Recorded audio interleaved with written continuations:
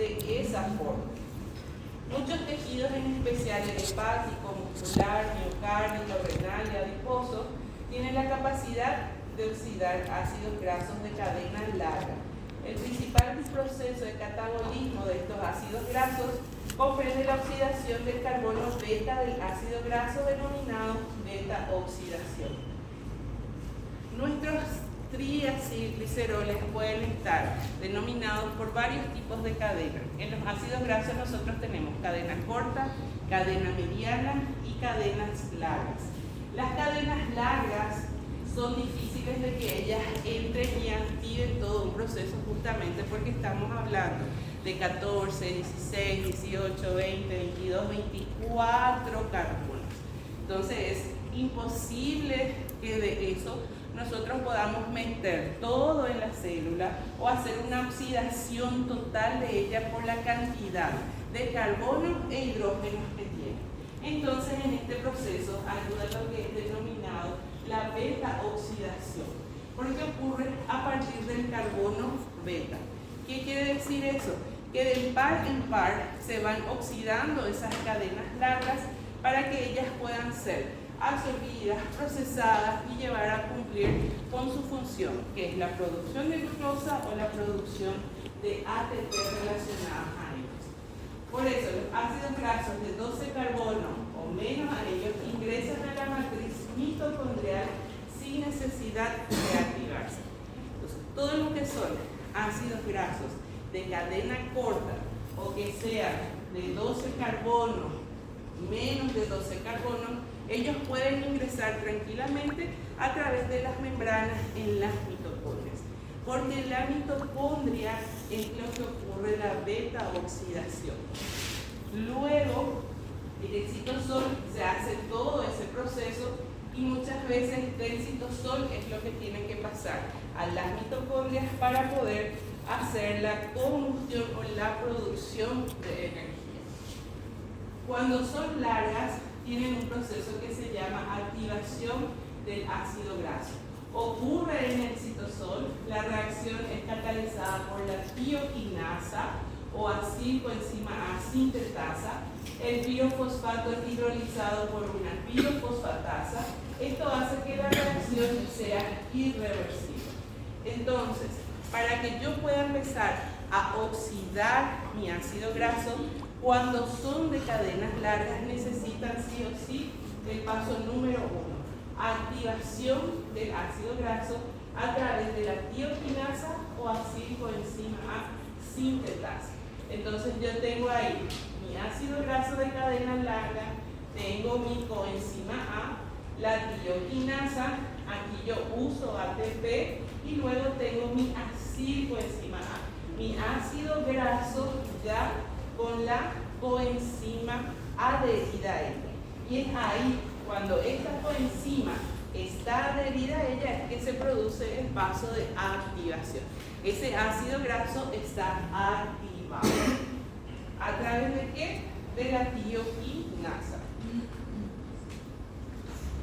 Entonces, antes de empezar el proceso de oxidación, nosotros tenemos la activación de los ácidos grasos. Luego de esa activación del ácido graso, yo tengo el transporte al interior de la membrana mitocondrial.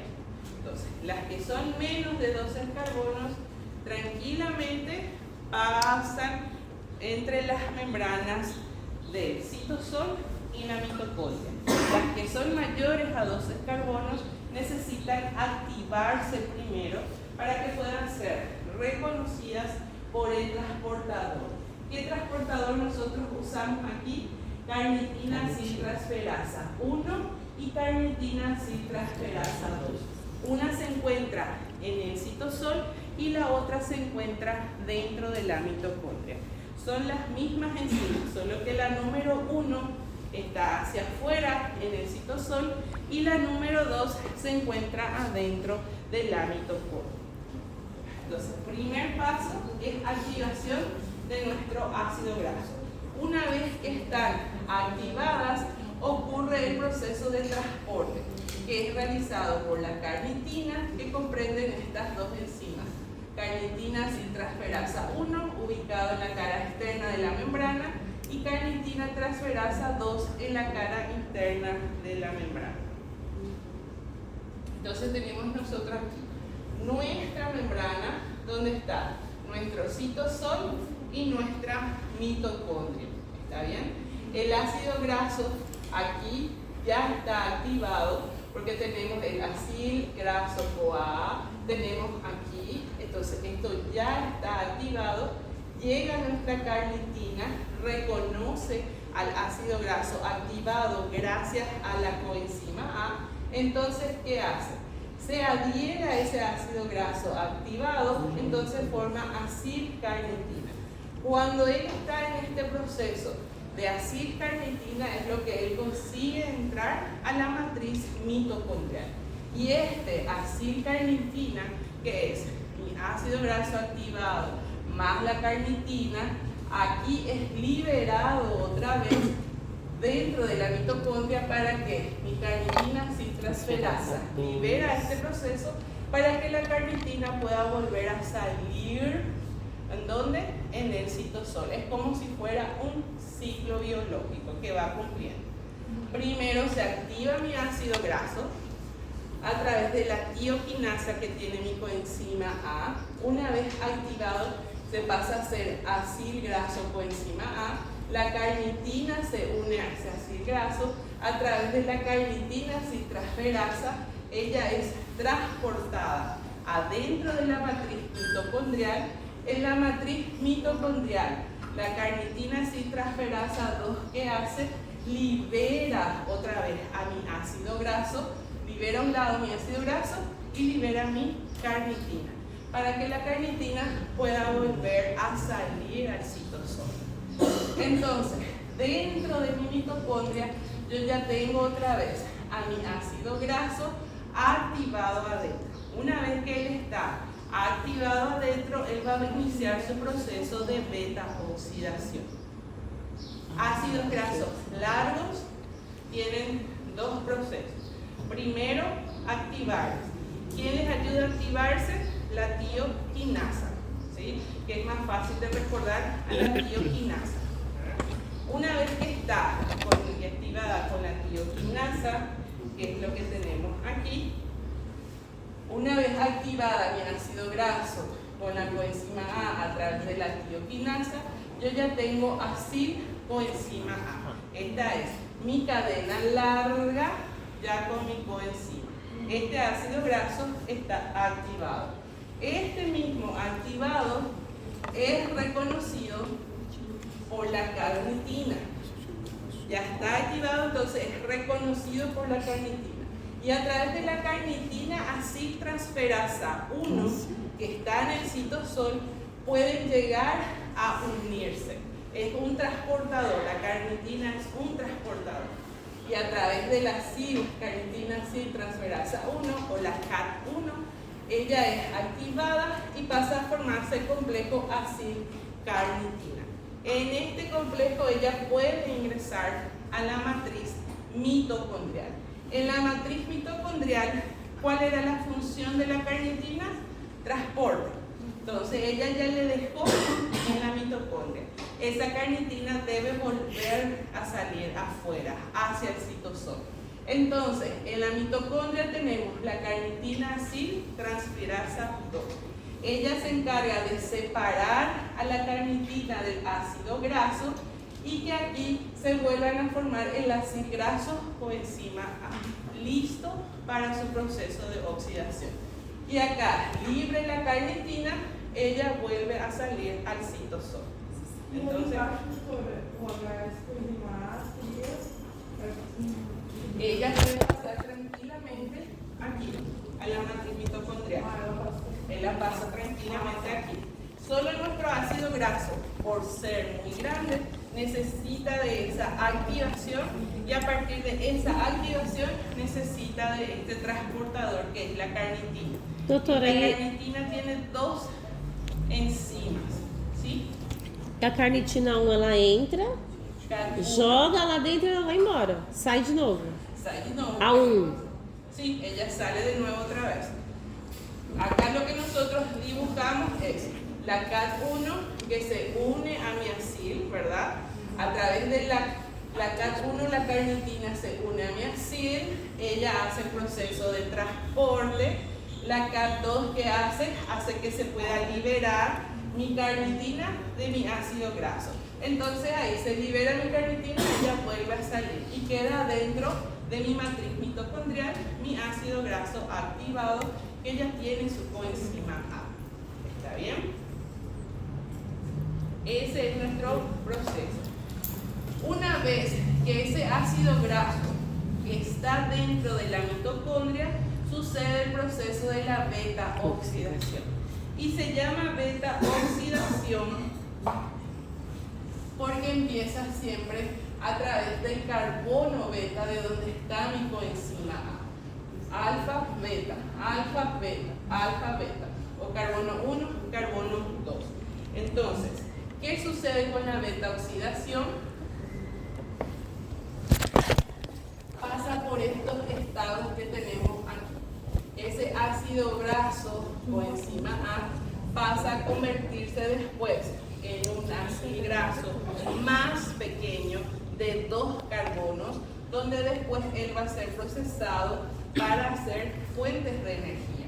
Esa cadena larga de 14, 16, 18, 20 hasta 24 carbonos, ella va a ser desmenuzada, o como ustedes dicen, degradada, oxidada, quebrada en parejas hasta que puedan sobrar solamente pequeñas unidades de ese carbono, de ese ácido graso, y él pueda liberar la formación de monedas de energía como FAT reducido, NAT reducido y también de acetilcoenzima A. En este proceso de oxidación es lo que nosotros llevamos muchas fuentes de energía.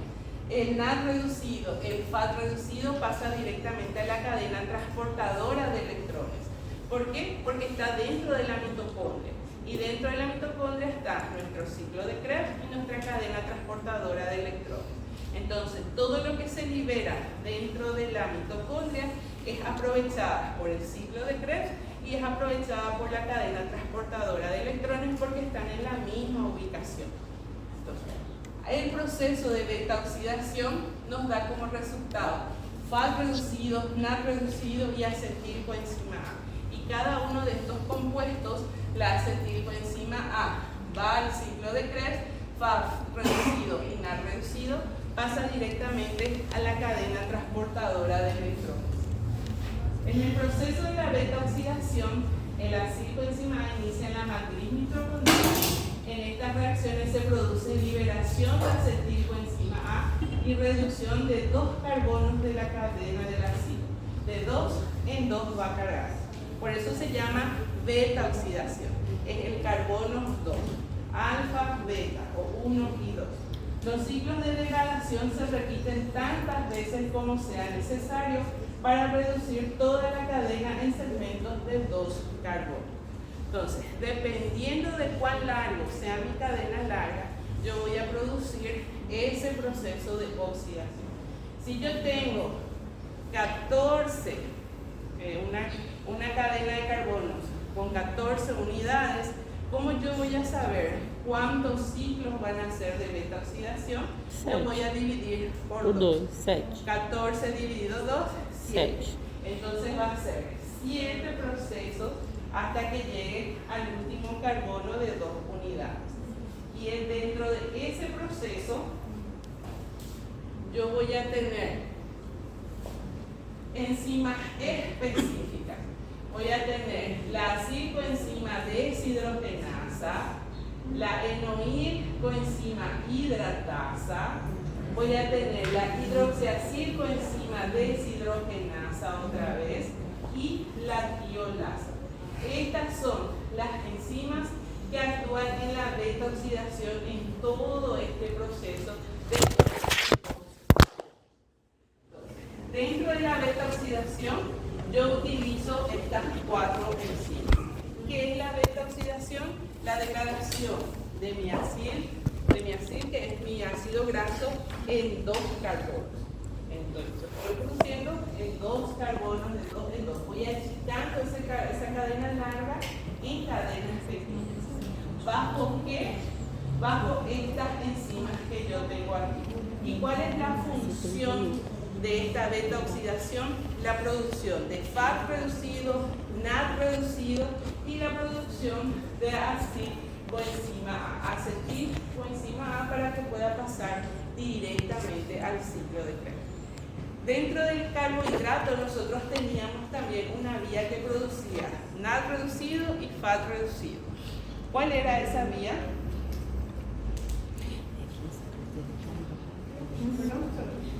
Dentro de las vías de carbohidrato teníamos una vía que producía NAD y FAT reducido, principalmente NAD reducido.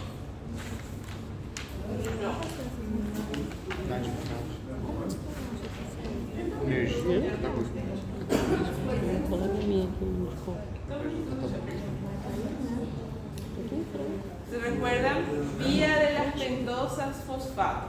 Recuerdan que las vías de las pentosas fosfato, su importancia era que nos producían NAD reducido, nos producían ribosoma, que era para poder justamente hacer sintetización de carbohidratos, de ácidos grasos. ¿Recuerdan la tablita que teníamos ahí? Hay síntesis de colesterol, síntesis de lípidos, entra todo en ese proceso otra vez. Vía de las pentosas fosfato también hacía la producción de estas monedas de energía. Y nosotros tenemos estas monedas de energía en la beta oxidación.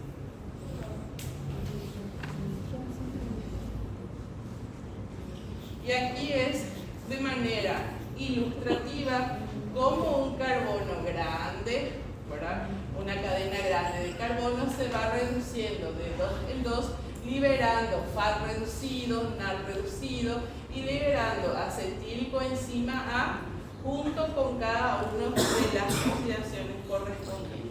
Entonces yo tengo liberación del FAT, liberación de acetilcoenzima A y eso se va desmembrando para la cadena transportadora de electrones y para el ciclo de Krebs.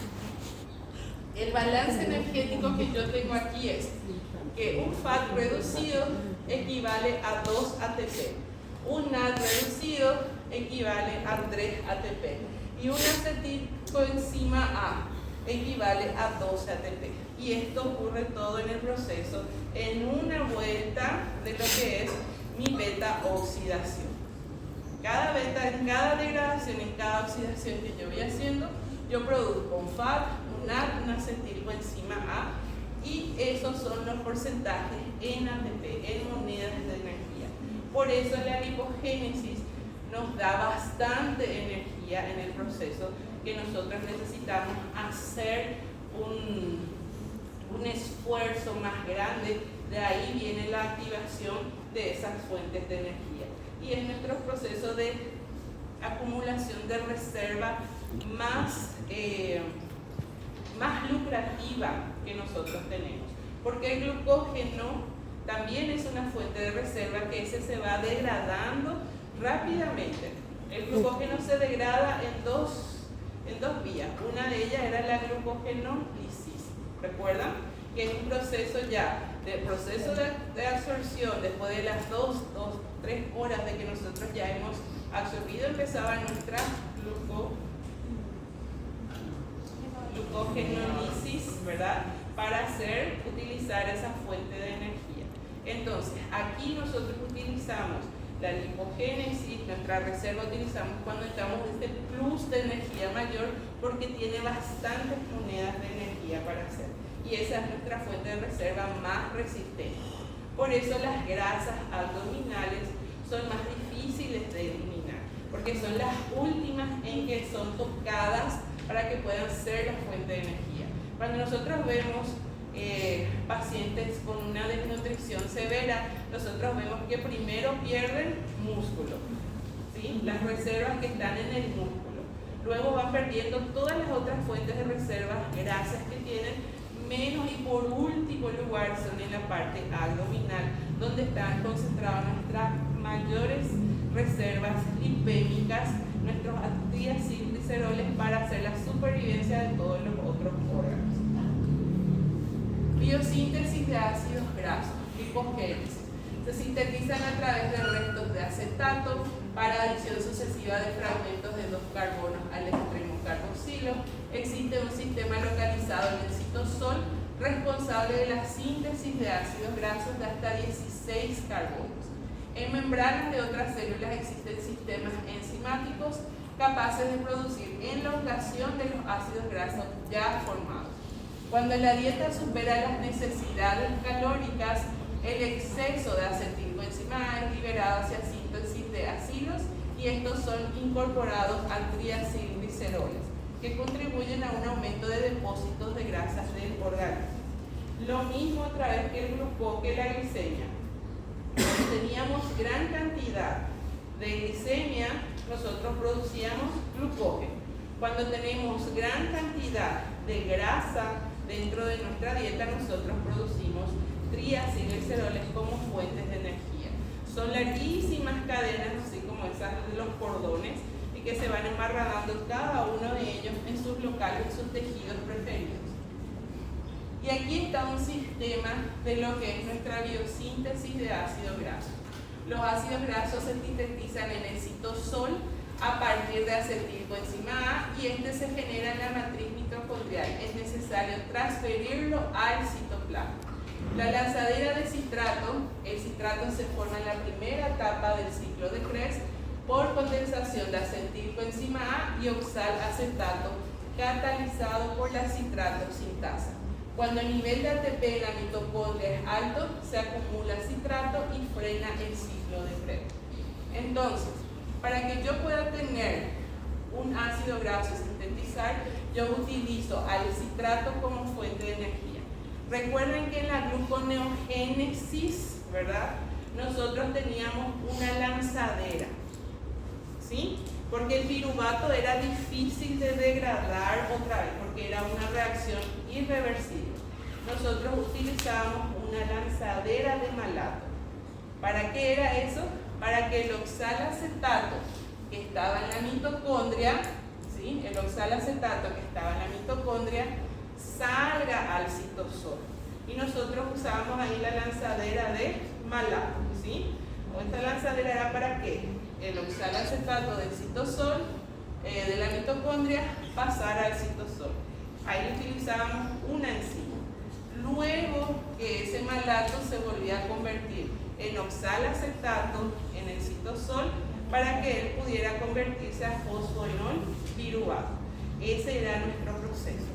El mismo sistema ocurre aquí, solo que aquí nosotros tenemos la lanzadera de citrato, pero este citrato sale igual con un malato, porque el malato también hace parte de nuestro proceso de síntesis de varias otras vías para producir la lipogénesis. Entonces, la lanzadera es llamada de citrato, pero al lanzarse del citrato, de la mitocondria, al salir del citrato al citosol, nosotros también tenemos un malato con él. Salen juntos y el malato regresa solo porque el citrato va a hacer la formación de síntesis de ácido graso para volver a entrar en la mitocondria. Entonces es el mismo sistema que la lanzadera de la gluconeogénesis, es nuestra lanzadera del citrato. Dice que el citrato se forma en la primera etapa del ciclo de Krebs. El ciclo de Krebs se encuentra dentro de la mitocondria por condensación de acetilcoenzima A y el oxalacetato catalizado por la citrato sintasa. Entonces, el citrato que está en la mitocondria, él es lanzado a través de su lanzadera para que pueda venir otra vez el oxalacetato, hacer la síntesis de ácido graso, ahí hacer la conversión que ya puede ir en glucógeno o puede ir en glucosa. ¿Qué yo necesito que ustedes sepan aquí?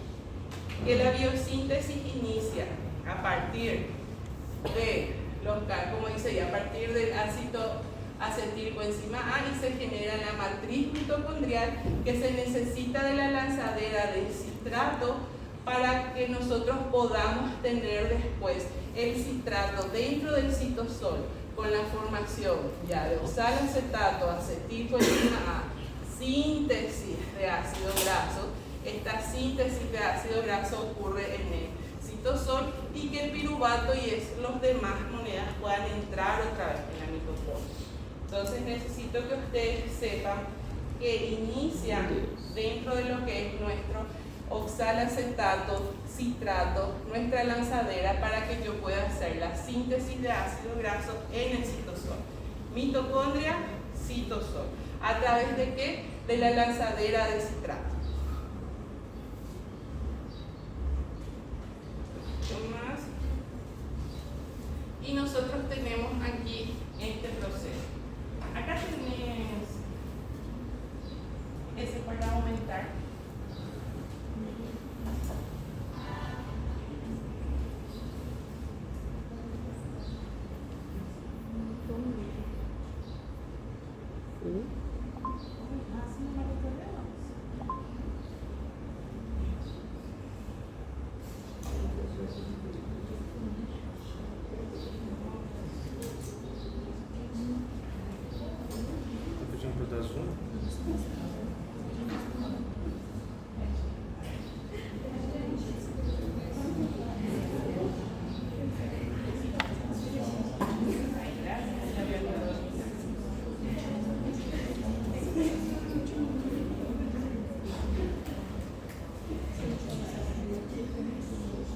La biosíntesis tiene los siguientes pasos. Paso 1, condensación.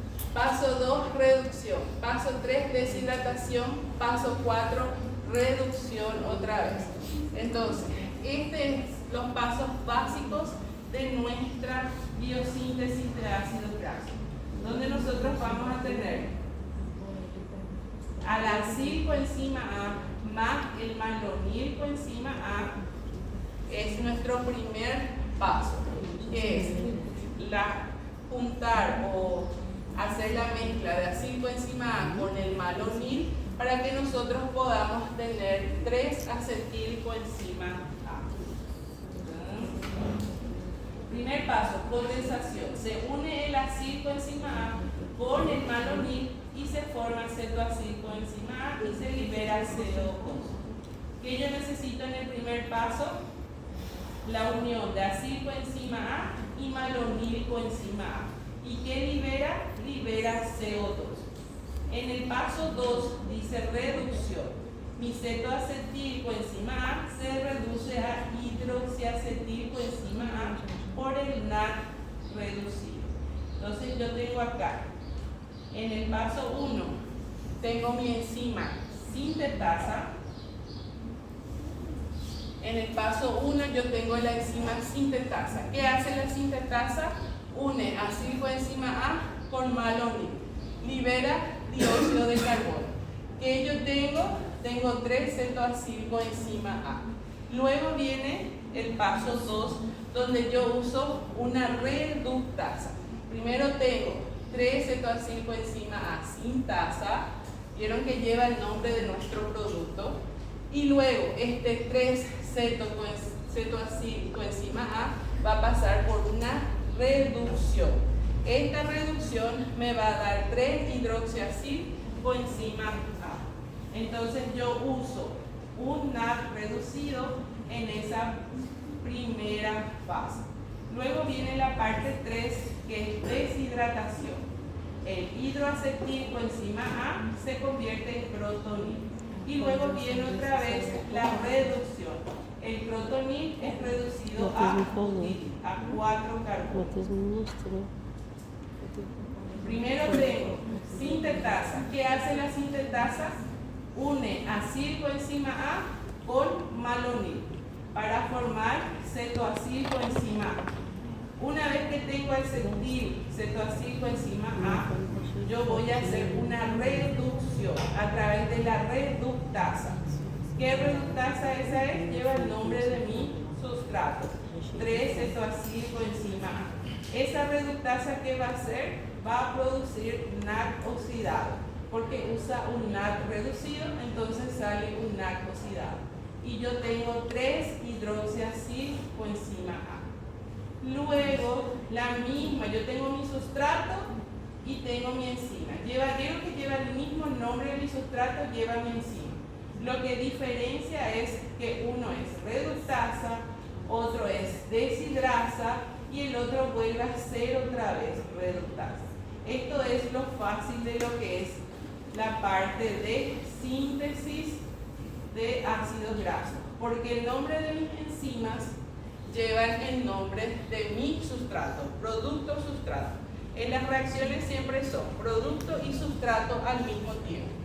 Inicia entonces con acilcoenzima A y malonilcoenzima A. Ellas se unen a través de la 3-cetoacilcoenzima A sintasa para que yo pueda tener este producto. Luego, el 3-cetoacilcoenzima A va a necesitar una reductasa para que yo tenga 3-hidroxiacilcoenzima A. Y luego viene la deshidrasa. ¿Dónde estoy? Deshidrasa, aquí arriba. Luego viene la deshidrasa, donde libera ¿qué? ¿Qué es la deshidrasa? Una deshidratación.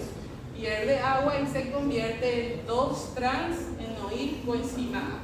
Y luego vuelve a entrar una reductasa para poder tener ahí mi acilcoenzima A. ¿Qué hizo eso? Hizo una cadena larga, hizo una elongación de mi ácido graso. Entonces, que yo necesito que ustedes sepan que inicia con acilcoenzima A más malonilcoenzima A. ¿Y cuáles son estas enzimas que están aquí? Que son sintasa, reductasa, deshidrasa y reductasa otra vez. ¿Está bien? Esto es lo que yo necesito que ustedes sepan sí o sí.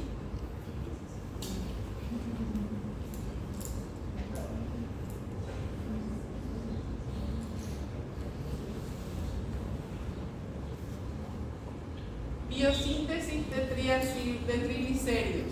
Los triglicéridos son la forma eficiente que tiene nuestro organismo de almacenar energía. El tejido adiposo es el principal sitio de depósito de grasa. El tamaño de este depósito depende de la cantidad de adipocitos existentes y el número de triglicéridos por célula. Ambos aumentan con la obesidad. Por eso nosotros tenemos también dentro de una de las características de nuestro suero, no sé si a ustedes les pasó en la práctica, que nosotros tenemos los sueros, ¿verdad? La centrifugación de nuestra sangre total. ¿Qué pasa cuando centrifugamos nuestra sangre total? Ocurre la separación de sólido de líquido, células rojas, células blancas, plaquetas, todo está hacia abajo y arriba queda, ¿verdad?, un líquido amarillito, ¿verdad? El color del aceite. Ese es un suero normal.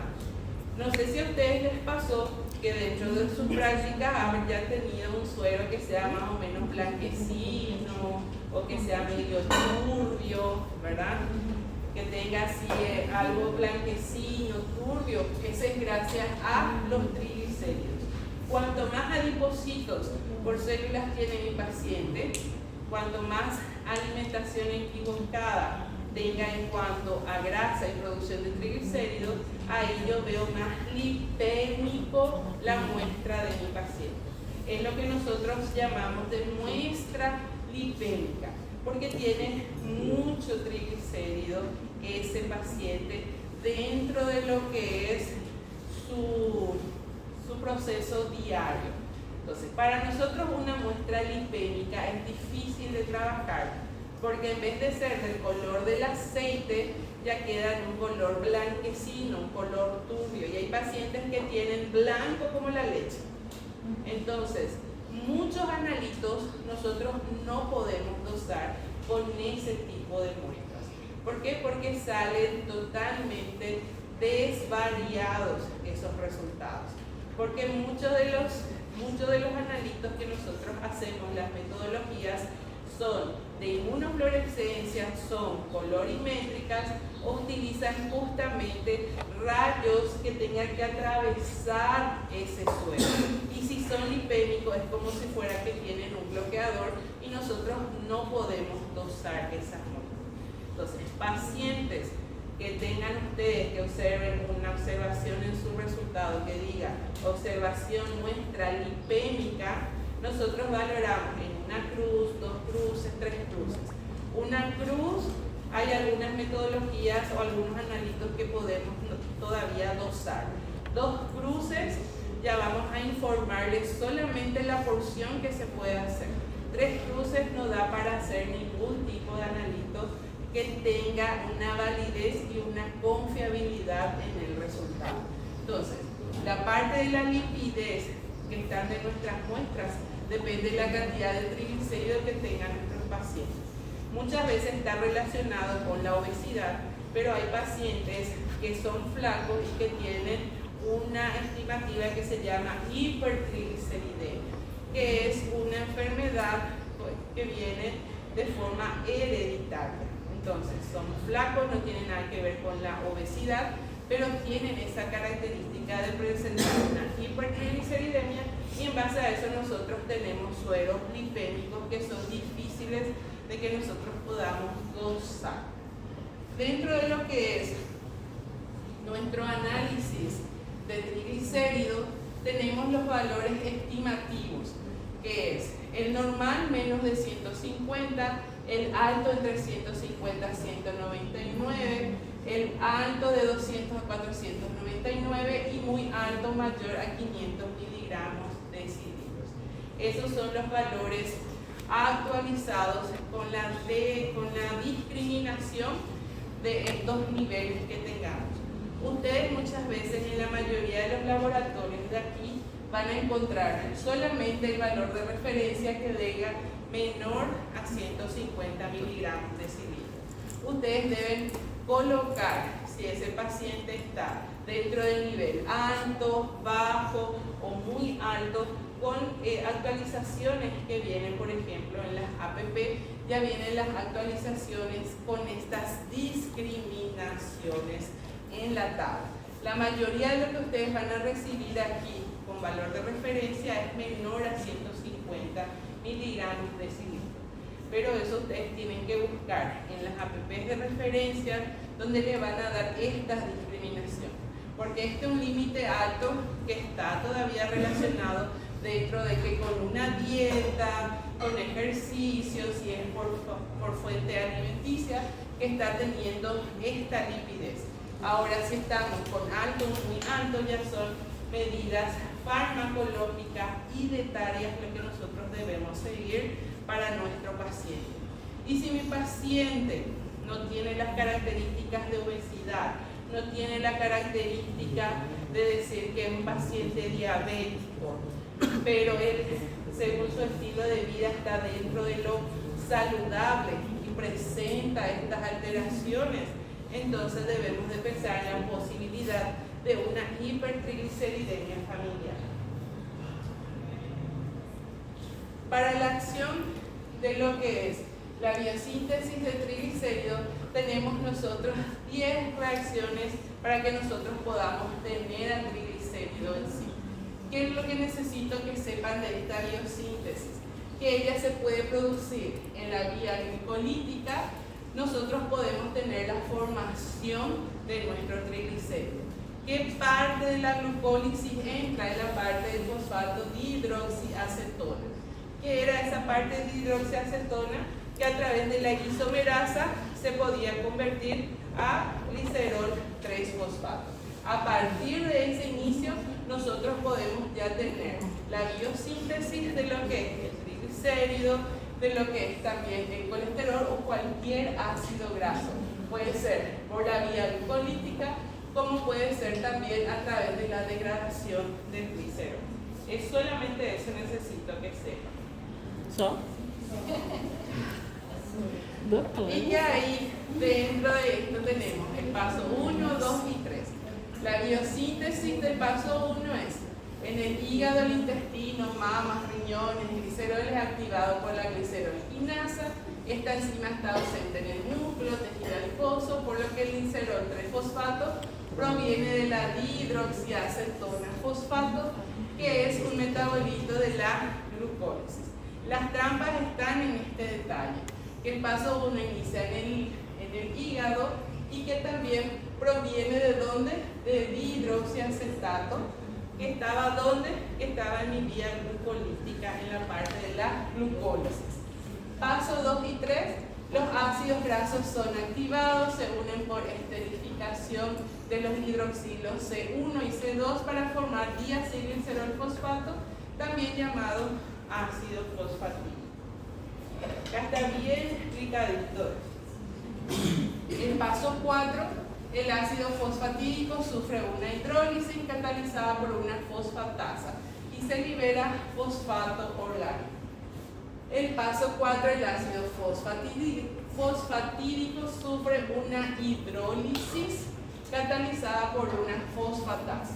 El paso 5, una diacilglicerol acitransferasa transfiere una última cadena de ácido graso al diacilglicerol formando finalmente el triglicérido. Yo no les voy a pedir todo el proceso, pero necesito que sepan.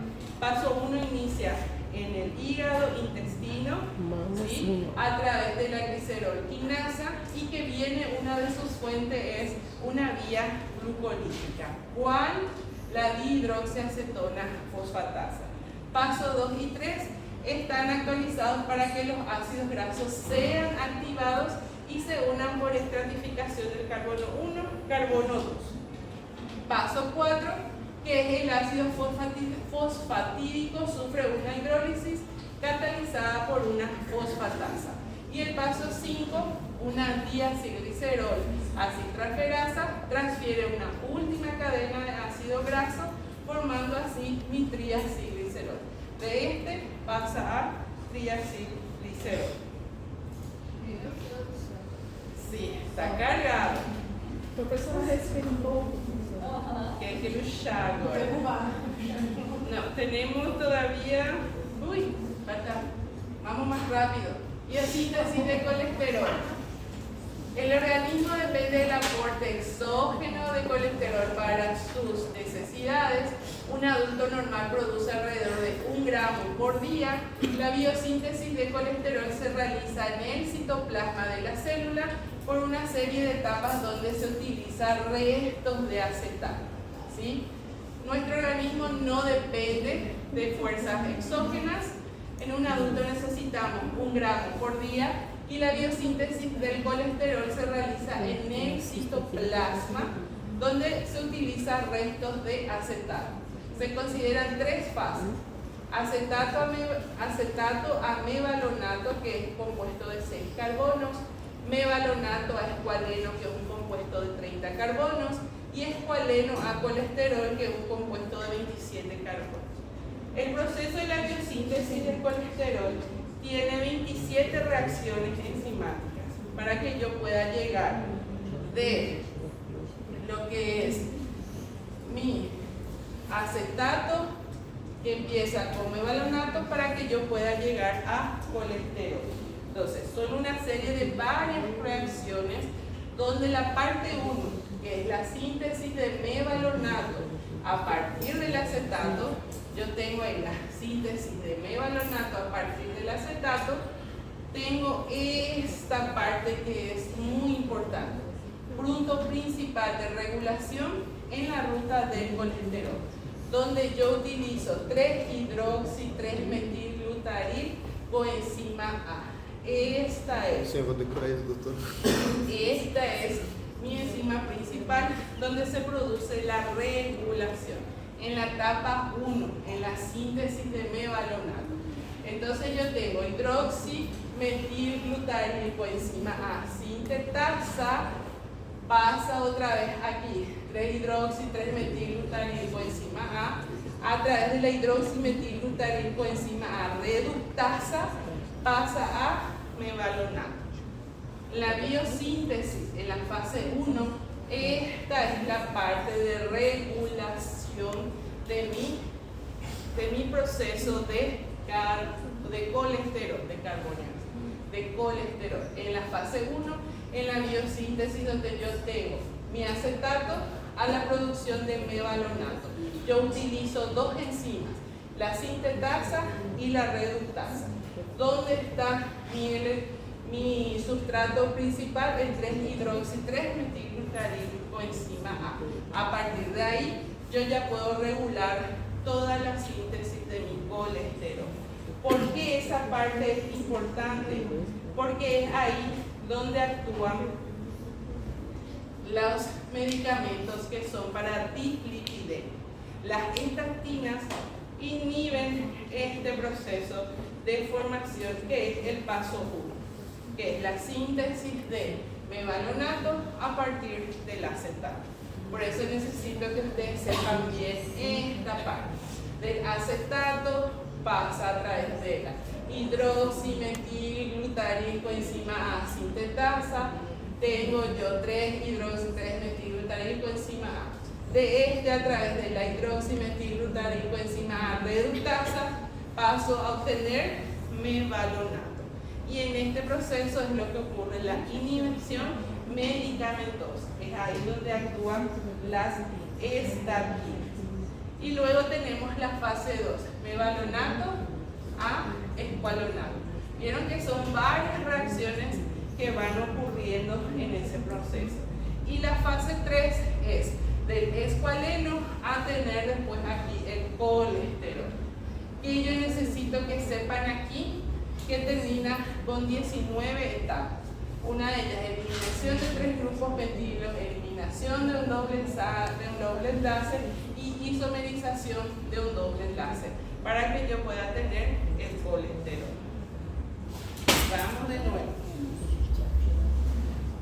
En la biosíntesis, yo sé que son 3 pasos importantes. Acetato a mevalonato. Este es mi fase 1, que es la fase más importante porque ahí ocurre la regulación de esa síntesis. Y es aquí donde actúan mis medicamentos farmacológicos. Luego tengo mevalonato a escualeno y escualeno a colesterol. El colesterol es mi compuesto de 27 carbonos. Entonces, aquí, acetato, tengo mi enzima HMG sintetasa, HMG reductasa, para que yo pueda obtener mevalonato. Luego pasamos de mevalonato a escualeno y de escualeno a colesterol. Este ya es un resumen de todo lo que son las reacciones. Eso no les voy a pedir gente, tranquilos. No, solo que les dije. Obrigada. No, esto tampoco no les voy a pedir. Yo lo único que quiero que sepan, que el acetato pasa a mevalonato, que es nuestra fase 1, y que aquí ocurre la regulación de la vida. Que una vez que yo tenga mevalonato voy a pasar a escualeno para producir uno de 30 carbonos. Y del escualeno voy a pasar al colesterol, que es mi producto final de 27 carbonos. Y aquí ustedes tienen que saber dónde actúan las estatinas. Actúan en este proceso, en la 3-hidroximetilglutaricoenzima A, donde inhibe la formación de mevalonato, porque ahí bloquea el camino. En la fase 1 ya bloquea el medicamento del camino, la síntesis del colesterol. Posso fazer uma pergunta? Por Não. que tem? Claro que pode. Por que tem paciente que toma, né, rosuvastatina ou simvastatina e mesmo assim fica com colesterol alto, triglicéridos alto, tudo alto? Porque depende también depende de muchos factores. Los factores externos que son la alimentación de mi paciente, si hace o no ejercicio, si está bien dosado, porque muchas veces la lovastatina no le va, entonces tenemos que probar con el otro. Tenemos que aumentar los miligramos, tenemos que aumentar otros tipos de medicamentos. Como están también ahora la niacina, que es bastante utilizada, para los que justamente la lovastatina no le resulta, tenemos la niacina para poder hacer ese proceso. Entonces, siempre ellos actúan en el primer bloque. Entonces, si con la lovastatina no le va a poder ser que ellos ya tengan esa resistencia a eso, entonces tenemos que cambiar de forma del medicamento.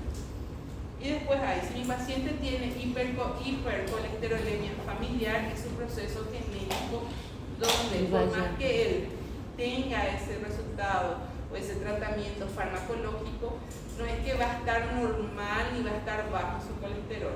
pero va a estar mucho más controlado, ¿verdad? Va a estar aumentado, pero no tan aumentado como podría ser sin el medicamento.